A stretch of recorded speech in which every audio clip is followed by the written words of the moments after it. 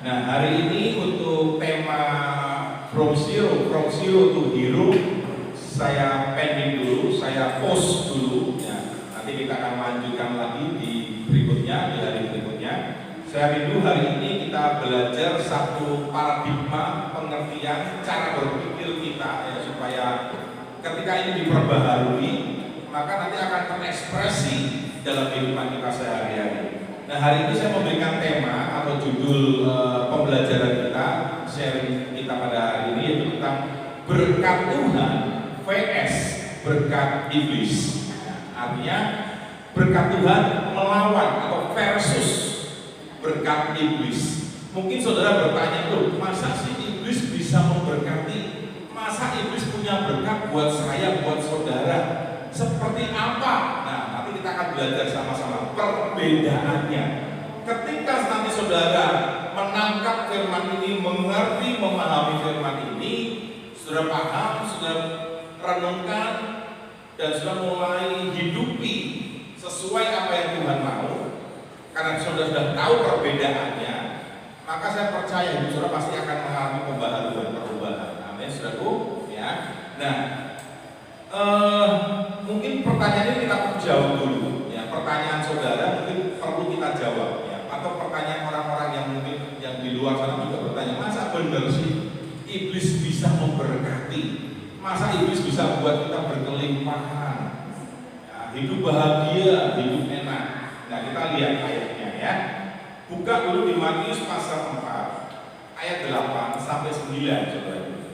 Matius pasal 4 ayat 8 dan 9. Kita baca sama-sama ya. Matius 4 ayat 8 dan 9. Yuk, 1, 2, 3. Dan ayo, yang suara keras, 1, 2, 3 ulangi. Dan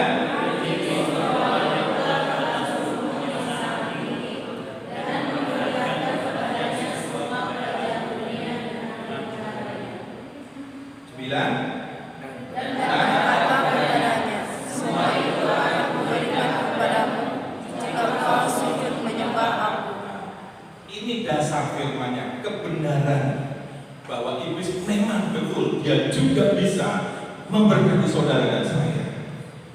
Nah, perhatikan ini ayat 8 tadi, dan iblis membawa Yesus. Nah, Yesus pun bisa dibawa iblis untuk apa? Dibawa ke atas gunung yang sangat tinggi dikatakan, dan iblis memperlihatkan, mempertontonkan kepada Yesus semua kerajaan dunia yang saat itu masih dikuasai oleh iblis. Sebelum Yesus mati di kayu salib itu, semua ada dalam kekuasaan si jahat iblis, saudara. Dan iblis waktu itu karena dia punya kekuasaan itu, dia merasa berhak bahwa seluruh bumi ini, kekayaan kerajaan-kerajaan dunia ini ada dalam kekuasaan dia. Dia bawa Yesus atas gunung yang tinggi dan diperlihatkan, wah, keindahan duniawi, berkat-berkat dunia, semua, sampai dia berani menjamin begini, semua itu akan kuberikan kepadamu. Yesus sang pencipta, sang pemilik semuanya, kok berani-beraninya iblis ngomong seperti itu? Kuberikan semuanya kepadamu. Perhatikan ini.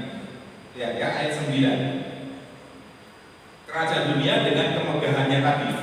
Dan 9. Dan berkata kembali kepada Yesus begini, semua itu akan kuberikan kepadamu jika, perhatikan ini, engkau Yesus sujud menyembah. Bukankah hari-hari ini banyak orang-orang, termasuk di dalamnya orang-orang Kristen, termasuk di dalamnya juga hamba-hamba Tuhan, anak-anak Tuhan, mereka semua ini sedang mengejar kekayaan dunia, mengejar semua apa yang dunia tawarkan untuk kita, untuk diberikan kepada kita. Tetapi syaratnya jelas, jika engkau sujud menyembah aku. Hari-hari ini banyak orang-orang juga yang rela, yang mengorbankan keluarga, mengorbankan waktu dan tenaga, semuanya yang ada pada dia rela korbankan demi untuk mengejar, demi untuk mencapai, mendapat berkat-berkat dari si jahat, si iblis, dan dari dunia ini. Tapi hari ini, saudaraku, saudara perlu melihat dua sisi supaya kita jangan fokus kita hanya kepada berkat dunia dan berkat iblis saja. Iblis ini yang perlu saudara waspadai adalah begini, saudara. Dia punya satu kebiasaan, dia punya satu kesenangan, yaitu apa? Memfotokopi, copy paste produk saudara. Dia meniru apa yang Tuhan perbuat, apa yang Tuhan lakukan, itu ditiru oleh iblis, termasuk di dalam memberikan berkat. Kalau Tuhan berikan berkat, itu berkat yang murni, berkat yang asli. Tetapi kalau iblis, karena dia menduplikasi, dia meniru, tentunya dia akan sedikit menyelewengkan, bukan sedikit mungkin, dia akan menyelewengkan, membelokkan, tetapi tanpa saudara dan saya sadar. Ini yang harus kita waspadai. Contohnya apa? Perhatikan ketika Musa hendak membawa keluar dari Mesir umat Israel. Tuhan kan waktu itu bilang, Musa, apa yang ada padamu? Tongkat gembala. Karena waktu dipanggil Musa sebagai gembala, sedang menggembalakan. Dia bawa tongkat gembala. Pakai tongkatmu untuk membuat mujizat, kata Tuhan kepada Musa. Ketika Tuhan turun, coba kamu lemparkan itu tongkat. Tongkat menjadi apa, saudara? Menjadi ular. Firaun dan semua ahli-ahli tenung, ahli-ahli jampi, dan pokoknya orang dukun-dukun lah kalau bahasa sekarang, langsung buat hal yang sama. Mereka bisa buat mujizat juga.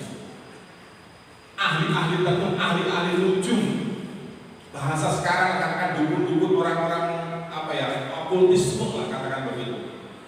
Mereka mendemonstrasikan juga, nih gua juga bisa, kira-kira begitu. Iblis yang diwakili oleh orang-orangnya Firaun buat hal yang sama seperti yang dibuat Musa yang mewakili Tuhan. Ketika tongkat yang sudah jadi ular itu disentuh lagi, dipegang lagi oleh Musa, berubah menjadi tongkat. Iblis bilang begini, gua juga bisa. Kamu ketawa mungkin. Lu bisa, gua bisa, kata iblis dengan bahasa ketawa. Karena iblis mendemonstrasikan, dipegang jadi tongkat lagi. Saudara baca lagi kisah itu, saudara. Selanjutnya, apa yang dibuat oleh Musa yang mewakili Tuhan, itu dibuat juga oleh iblis. Kalau iblis bisa lakukan itu kepada Musa zaman itu, iblis juga bisa lakukan hal yang sama buat saudara dan saya. Dia akan menduplikasi, dia akan menyamarkan berkat. Tapi berkat itu akan berubah. Ini kita bicara berkat iblis, akan berubah menjadi kutuk. Tuhan buat berkat sampai generasi ke generasi, sampai keturunan, demi keturunan akan terima berkat. Apa yang Tuhan berkati akan Tuhan berkati itu seterusnya dan selama-lamanya. Itu janji Tuhan. Tetapi iblis buat sebaliknya, seolah-olah itu berkat, tetapi sesungguhnya itu kutuk. Dan iblis pun buat hal yang sama, kutuk turun temurun, kutuk generasi ke generasi. Ini harus saudara buka paradigma saudara, karena selama ini banyak orang yang dibuta dibutakan, nggak ngerti bahwa selama ini sedang berjalan mengejar berkat iblis, mengejar berkat dunia dan mengalahkan keluarga, mengalahkan ibadah, mengalahkan pengenalan akan Tuhan. Semua hal-hal rohani dikalahkan, dibuang, disingkirkan. Gak perlu sampai Tuhan pun dia buang, demi untuk mengejar berkat itu. Haleluya. Pertanyaan kedua mungkin sudah bertanya, memang benar ada ayatnya dunia bisa memberkati saya? Mari kita buka yang kedua ayatnya. Yohanes pasal 14 ayat 27. Dunia juga bisa memberkati, iblis bisa memberkati, dunia juga bisa memberkati. Yohanes 14:27 kita baca ya dengan suara yang keras. 1, 2, 3. Damai sejahtera ku tinggalkan bagimu. Terus damai sejahtera ku tinggalkan kepadamu. Dan apa yang diberikan tidak seperti yang diberikan oleh dunia kepadamu. janganlah gelisah dan gentar hatimu. Perhatikan kalimat ini sudah. Damai sejahteraku ku berikan. Arti damai sejahteranya yang oleh Yesus. Damai sejahteraku yang dari Yesus itu, yang dari Tuhan itu, ku berikan kepadamu. Perhatikan ini. Tetapi kira-kira mau ditambahkan. Dan apa yang ku berikan, yang Yesus berikan, tidak seperti yang diberikan oleh dunia. Tidak seperti yang diberikan oleh dunia. Berarti dunia bisa memberi berkat.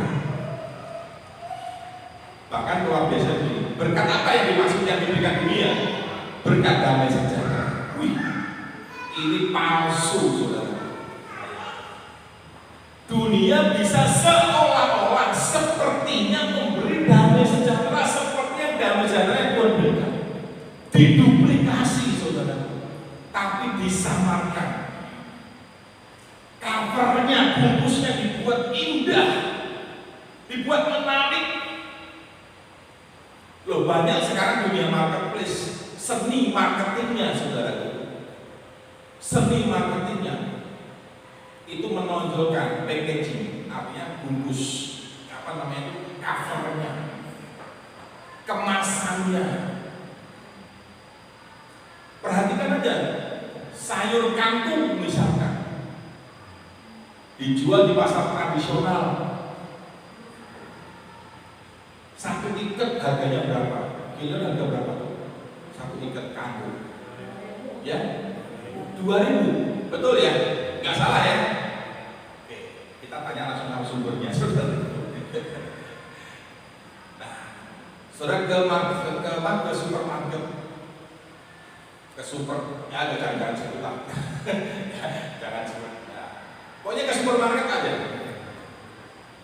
Dengan mungkin barang yang sama. 2.000 itu udah bagus ya kilo ya, kangkungnya ya, seger ya. Bener ya?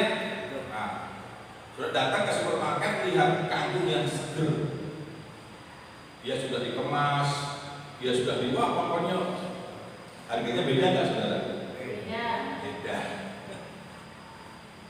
Perhatikan ini, hanya karena kemasan, tapi harganya bisa melonjak tinggi, berapa kali lipat. Barang kalau nggak dibungkus, rasanya kayak barang murahan. Saudara beli online, ya kan? Ternyata dari sananya nggak dibungkus, saudara, asal-asalan. Waduh, kayak barang murahan ini. Tetapi kalau barangnya benar-benar dibungkus bagus, wah, ini mahal ini barang ini. Terasa gimana beda gitu. Saya aja beli makanan bogor, kalengan, makanan basah bogor, cuma 1 kaleng. Waktu itu hanya cuma 400 gram, yang 400 gram. Itu sama penjualnya dibungkus benar-benar, saudara. Bubble-nya tebel, saudara. Tebel bubble-nya. Udah tuh dikasih dus lagi.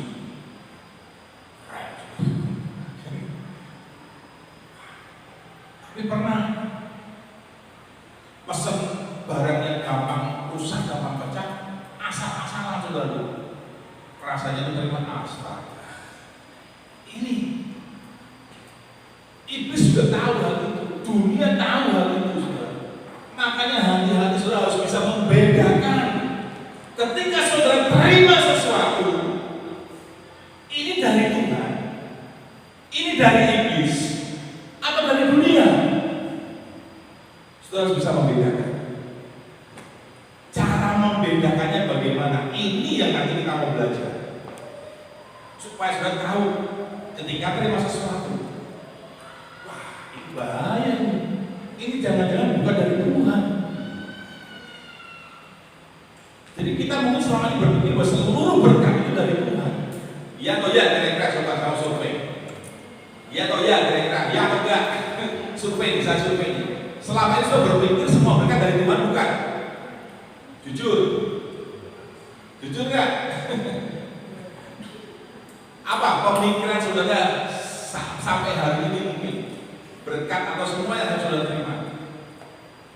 Saudara kan tiap hari berdoa kan, Tuhan terima kasih buat berkat-Mu, ya kan? Berkat-Mu sepanjang hari ini. Kita berpikir bahwa itu semua berkat dari Tuhan. Tapi hari ini coba kita seleksi sedikit, kita lihat sisi yang berbeda, sudut pandang yang berbeda. Kita lihat sama-sama ya, berkat Tuhan dulu ya. Seperti apa sih berkat Tuhan itu? Cirinya, tandanya apa? Buka 1 Timotius pasal 6. 1 Timotius 6 ayat 17. 1 Timotius 6 ayat 17. Saudara bisa buka juga di handphone saudara. Di mana? Saudara bawa? Ya, 1 Timotius 6 supaya saudara muncul imannya. Saudara baca supaya didengar oleh telinga. Karena iman timbul dari pendengaran akan firman Tuhan. Saya ngajak saudara untuk baca. Supaya dengan baca, telinga saudara dengar, iman saudara tumbuh, timbul. Dari kata ini ya, 1, 2, 3. Peringatkanlah orang kaya di dunia ini, agar mereka jangan tinggi hati dan jangan berharap pada sedikit kekayaan, melainkan pada Allah yang dalam kekayaannya. Nah, kira-kira dari ayat ini sudah bisa jawab nggak? Cirinya berkat Tuhan itu apa, saudara? Coba baca ya. Peringatkanlah kepada orang-orang kaya di dunia ini agar mereka jangan tinggi hati. Jadi artinya gini, Tuhan mau ngomong gini, kamu tuh nggak perlu tinggi hati lah, nggak perlu sombong sekali kamu tuh kaya, kamu punya ini, nggak perlu sombong kata Tuhan. Kira-kira begitu. Ya. Agar mereka jangan berharap pada sesuatu yang tak tentu. Biasanya tuh orang yang sudah berkecukupan secara finansial, dia sudah kebanyakan nggak butuh Tuhan lagi. Mau ke ibadah, males lah. Kenapa? Karena lebih enak selimutan di AC. Oh, AC-nya nyembur ke mana-mana, ya kan? Ada home theater, wah di kamarnya mungkin, ya kan? Ada kolam renang, dia udah berpikir habis ini aku mau berenang. Habis berenang aku mau sauna. Habis sauna aku mau apa? Shopping. Wah, karena semua punya, ada semua. Akhirnya nggak lagi baca firman, udah nggak perlu doa, nggak penting. Tanpa Tuhan aku bisa menikmati semua ini. Tapi sekali lagi perhatikan, itu palsu. Nanti kita akan tahu, nanti kita akan sampai di sana. Jadi saudara harus bisa mengetahui yang pertama apa. Kesimpulan pertama ini apa? Berkat Tuhan itu bisa dinikmati. Loh, mereka yang seperti tadi juga menikmati, nikmatin AC, nikmatin sauna, nikmatin apa, semua dia nikmati. Bukan itu maksud menikmatinya. Paradigma kita jangan kata menikmati itu hanya tertuju kepada hal itu saja. Tapi menikmati itu wah luas, kompleks maknanya. Sudah menikmati dengan damai sejahtera. Beda. Mereka sekalipun punya segala sesuatu, tapi belum tentu mereka bisa makan segala sesuatu. Betul atau betul kira-kira? Ketemu ini nggak boleh. Ketemu ini jangan. Ketemu itu nggak boleh. Ketemu ini jangan. Nggak bisa menikmati, saudara. Tapi kalau berkat Tuhan sudah diberi hikmat untuk bagaimana mengelola berkat itu dan sudah bisa menikmatinya. Tapi kalau yang tadi, yang saya contoh yang tadi itu, dia seolah-olah terima berkat dari Tuhan, dia bisa menikmati, tapi dia nggak bedanya, nggak punya hikmat untuk mengelola semuanya itu. Sehingga ketika itu dia dapatkan, wah dia apapun dia ambil, apapun dia mau buat dia, sehingga banyak hal yang akhirnya berlebihan, dan di satu titik dia sudah nggak bisa lagi lakukan itu. Tapi kalau kita terima berkat dari Tuhan itu bisa kita nikmati. Sekalipun mungkin menurut pandangan kita itu hanya sederhana berkat itu, nggak mewah, nggak harganya, nggak mahal mungkin, tetapi sudah bisa menikmatinya. Wah, itu berkat Tuhan, saudara. Yang mengerti katakan amin. Jadi kalau berkat Tuhan masih bisa menikmati kayak kalimat ini ya. Dalam kekayaannya, ya, kayaknya huruf besar, memberikan kepada kita segala sesuatu untuk dinikmati. Berkatnya tadi, berkat Tuhan tadi diberikan kepada kita supaya kita bisa menikmati. Sementara kita terima, kita masih bisa menikmati Tuhan. Yang tadi dia terima, dia gak bisa menikmati Tuhan. Dia hanya menikmati dagingnya, hawa nafsunya, keinginannya, tapi dia gak bisa nikmati Tuhan. Tapi kalau kita terima berkat Tuhan, kita bisa menikmati, kita bisa bersyukur. Terima kasih Tuhan. Walaupun satu talenta, walaupun mungkin itu kan kacamata kita, pikiran kita yang banyak hal menganggap remeh berkat Tuhan. Padahal berkatnya dahsyat luar biasa, tapi kita kok hanya ini. Nah, seringnya kan manusia seperti itu. Tapi yuk melalui firman Tuhan ini kita berubah paradigma kita. Berkat Tuhan yang pertama, saudara pasti bisa menikmati. Sampai hari ini puji Tuhan, saya menikmati semua berkat Tuhan. Makan apa saja bisa, maksudnya gak pantangan, saudaraku. Bukan makan sandal, bukan itu. Apa saja jangan dikonotasikan yang lain-lain. Tentu yang bisa dikonsumsi, kan? Puji Tuhan hari ini bisa. Saudara kasih saya durian, oke. Kasih B2, oke. Kasih apa lagi? Ya, yang penting bisa dikonsumsi ya. Ya wajar istilahnya gitu. Bisa dinikmati, bisa menikmati. Walaupun usia sudah 50 tahun lebih, saudara. Nanti tahun depan sudah 51. Tapi puji Tuhan, Tuhan kasihkan kesehatan. Ini berkat Tuhan.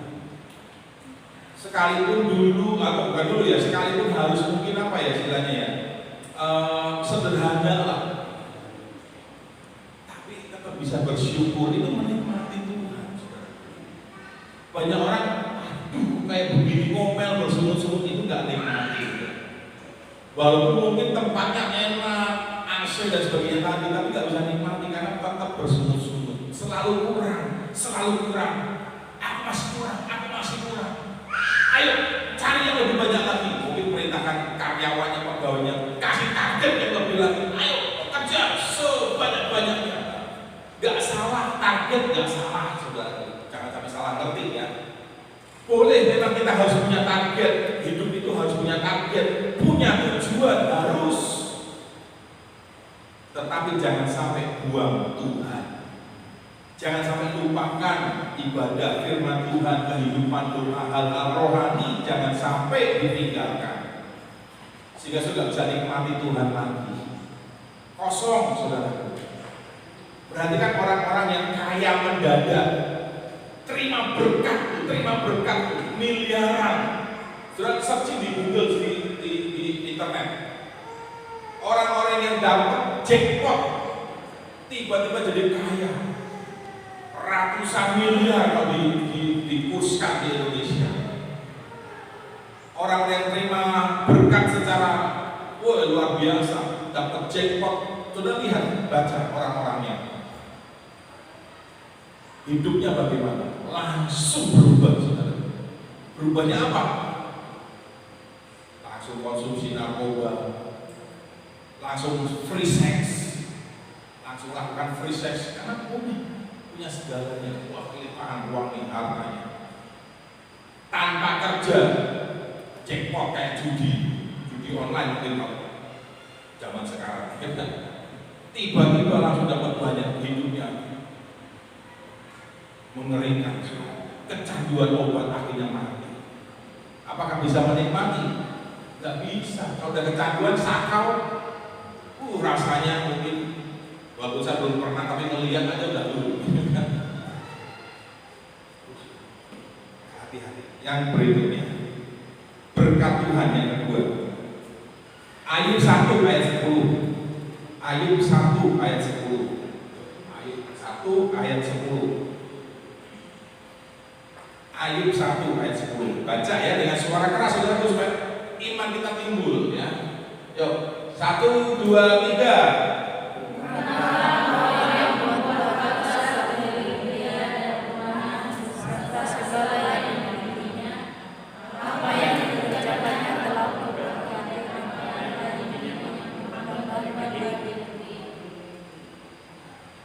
Perhatikan, bukankah engkau yang membuat, ini Ayub berdoa, ngomong komunikasi sama Tuhan. Bukankah engkau Tuhan yang membuat pagar sekeliling dia? Ini iblis yang ngomong ya.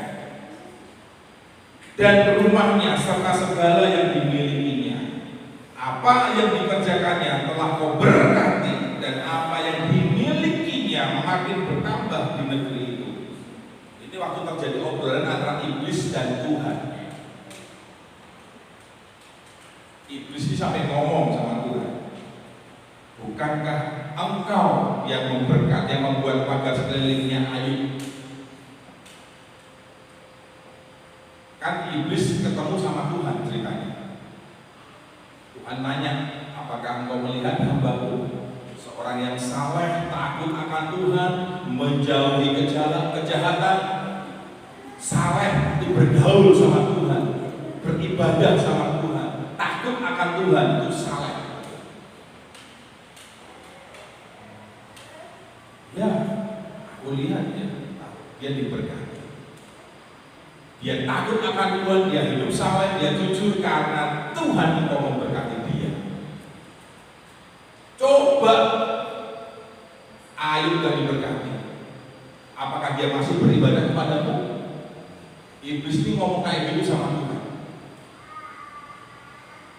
Coba kalau dia dikasih penderitaan, boleh, silakan, tapi jangan ambil nyawanya. Kata Tuhan dulu, dikerjakan, dapat izin dari Tuhan, dikerjakan sama iblis. Singkat cerita, kita tahu ceritanya Ayub. Tiba-tiba dalam sehari itu ludes perusahaan-perusahaan dia. Kan dia dikatakan orang terkaya di bagian timur, dikatakan begitu. Apa yang harta miliknya semuanya tiba-tiba ludes, anak-anaknya ludes.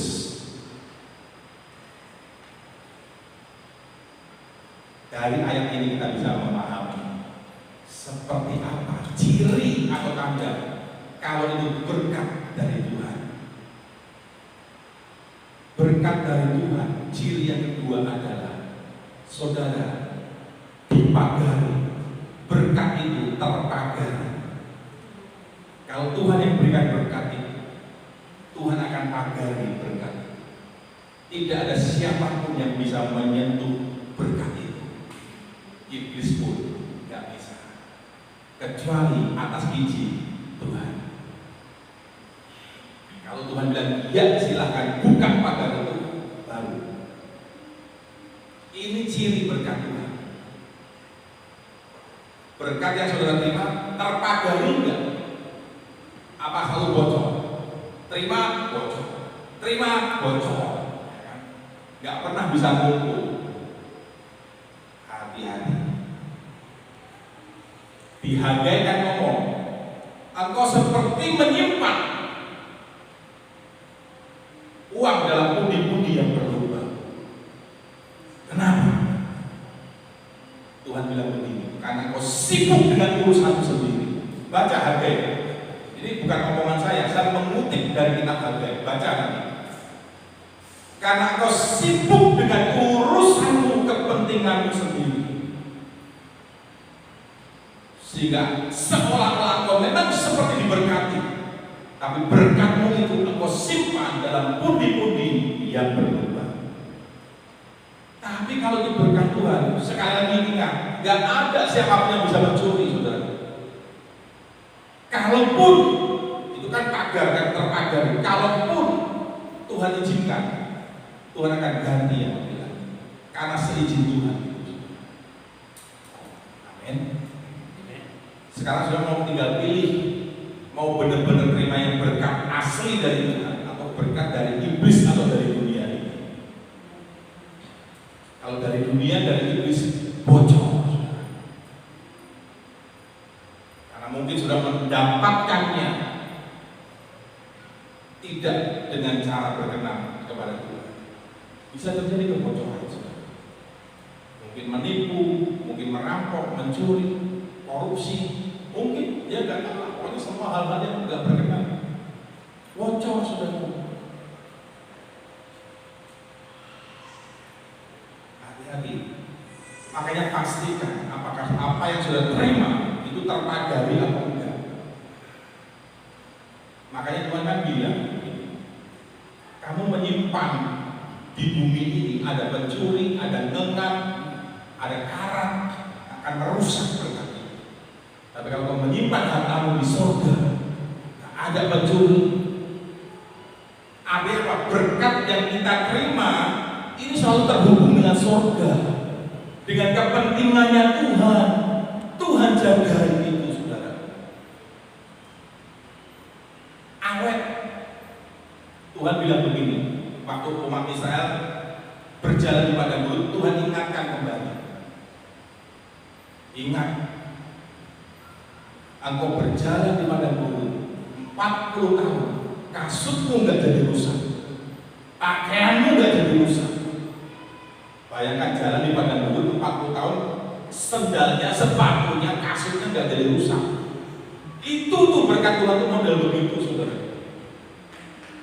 Dipagari, dipelihara oleh Tuhan, dilindungi oleh Tuhan. Sekarang tinggal sudah pilih mau berkat Tuhan atau berkatnya iblis.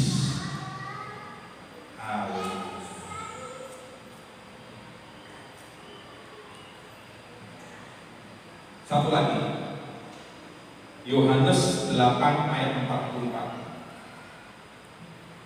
Yohanes 8 44. Yohanes 8 44. Oke, saya baca saja. Perhatikan ya. Iblislah yang menjadi bapamu dan kamu ingin melakukan keinginan-keinginan bapamu. Guru kecil bapaknya iblis. Maksudnya bapak ini adalah iblis. Kamu ingin melakukan keinginan-keinginan iblis yang kau jadikan sebagai bapakmu. Ia adalah pembunuh manusia. Iblis adalah pembunuh manusia sejak semula dan tidak hidup dalam kebenaran. Iblis tidak hidup dalam kebenaran, sebab di dalam dia tidak ada kebenaran. Dalam iblis tidak ada kebenaran. Apabila ia berkata dusta, iblis berkata dusta. Iblis berkata atas kehendaknya sendiri, sebab iblis adalah pendusta dan iblis adalah bapa segala dusta. berkat yang saudara terima dari ayat ini kita bisa tahu apakah dari apa yang saudara punya, yang Tuhan percayakan, yang Tuhan titipkan, itu saudara pergunakan untuk keinginan-keinginan iblis atau untuk keinginan-keinginan Tuhan. Karena kalau berkat itu dari iblis, tentu iblis akan meminta. Berkat itu buat aku, kata iblis, karena itu berkat darimu. Tapi kalau dari Tuhan, dia kembali pada Tuhan. Iblis itu nuntut, kamu udah aku berkati, aku udah berikan kepada, mana tumbalnya, mana jaminannya, aku minta kembali. Pendusta, iblis itu pendusta, mendustai saudara dengan berkatnya. Makanya pastikan berkat yang saudara terima, saudara pakai untuk apa? Ini pertanyaannya. Untuk keinginan iblis atau keinginannya Tuhan? Cek dan dicek. Ini bekal. Bekal setelah saudara keluar dari tempat ini, selesai ibadah ini. Masih banyak ya, masih banyak. Cuma keterbatasan waktu ya. Kalau Tuhan kehendaki kita sambung lagi. Mau dengar lagi suatu sambungannya? Siapa yang rindu dengar lagi sambungannya? Oh, nggak ada yang mau dengar lagi. Sudah pintar semua. Siap untuk membedakan, memahami mana berkat Tuhan, mana berkat iblis. Sementara ini dulu sudah. Yang pertama tadi apa? Berkat Tuhan tadi apa? Yang pertama? Lupa kan? Bisa dinikmati. Artinya menikmati itu kita masih bisa menikmati Tuhan. Kalau sudah nggak bisa nikmati Tuhan dengan berkat itu, hati-hati, itu warning itu, alarm, itu harus kita dengar, kita harus peka. Kalau sudah terima berkat, dapat berkat tapi nggak bisa lagi nikmati Tuhan, bahaya. Yang kedua tadi apa? Berkat dari Tuhan apa? Dipagari. Tidak ada seorang pun, bahkan iblis pun tidak bisa tanpa seizin Tuhan. Artinya dipagari apa? Dipelihara, awet, panjang umurnya. Berkat itu panjang umurnya, nggak singkat. Kalau iblis singkat. Yang ketiga apa tadi? Yang terakhir, berkat itu saudara gunakan untuk apa? Untuk keinginan iblis atau keinginan Tuhan. Kalau sudah lebih banyak, simpan dalam tanda kutip, pakai hatinya, pakai berkat itu untuk hal-hal dunia. Maka Tuhan ngomong tadi banyak karat, banyak pencuri yang akan merusak berkat itu. Tapi simpanlah hartamu di surga. Bukan berarti caranya gimana ya nyimpan surga, gimana belah mana surga. Bukan itu maksudnya. Artinya kita salurkan berkat itu untuk kepentingannya Tuhan. Itu kita berarti menyimpan harta kita di surga. Kita pakai untuk keinginan Tuhan, untuk kepentingan Tuhan, bukan kepentingan iblis yang tidak pernah hidup dalam kebenaran. Kalau sudah terima berkat, pasti sudah pakai untuk kebenaran, untuk hal-hal yang benar, itu berkat dari Tuhan. Karena itu keinginan, itu kerinduan Tuhan.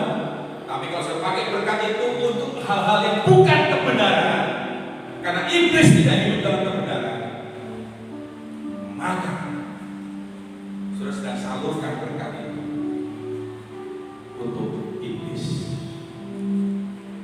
Kiranya firman Tuhan ini membuka cakrawala wawasan kita, cakrawala cara berpikir kita, sehingga kita bisa mengelola berkat itu sesuai kehendak Tuhan, sesuai dengan firman-Nya. Tuhan Yesus